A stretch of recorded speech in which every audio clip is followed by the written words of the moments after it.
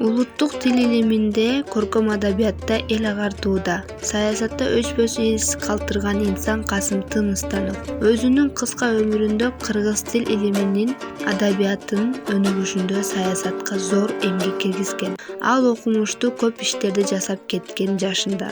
Кыргыздын атактуу, билимдүү, мыкты адамы Касым Тыныстанов ким болгон? Азыркы биз колдонуп жаткан кыргыз тилинин грамматикасын жана биздин бүгүнкү мамлекетибиздин түптөгөн агартуучу инсандарыбыздын бири болгон улуу инсаныбыздын өмүр жолун кыскача айта кетели. Кыргызстандын Ысык көл өрөөнүндөгү Чырпыкты кыштагында туулган. Ата-энеси жөнүндө маалымат жок. Ал 1909-1916 жылы мусулман жана орус жергиликтүү калк мектебинде окуган. 1916 жылы улуттук көтөрүлүштөн кийин Улуу Үркүн маалында Кытайга качып кеткен. Ал жакта кандай жашагандыгы тууралуу так маалыматтар жок. 3 жылдан кийин кайра өз мекенине кайтып келген. Касым Тыныстанов кыргыз жазма адабиятын жана илимий тил таанууну баштоочулардын бири. Кыргыздын улуттук жазуусун иштеп чыгууга, асыресе араб алфавитин кыргыз тилине ылайыкташтыруу, араб алфавитин латынчаны орус алфавитине алмаштыруу иштерине катышкан.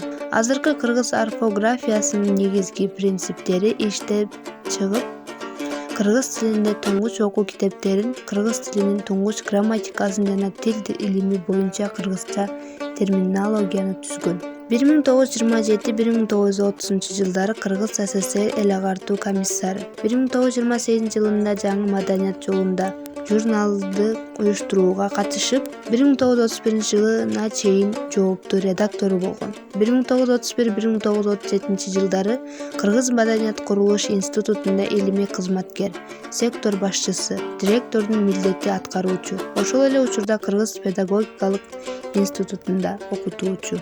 1937 жылдын ноябрында СССР Жогорку аскер сотунун жабык көчмө сессиясында Касым Тыныстановго 1921 жылдан тартып улутчул Алаш Орду уюмуна, андан кийин буржуазиялык улутсуз диверсиялык зыянкеч социалдык Туран партиясынын жетекчилик тобуна кирген деген күнөө менен коюлуп, атууга өкүм кылынган.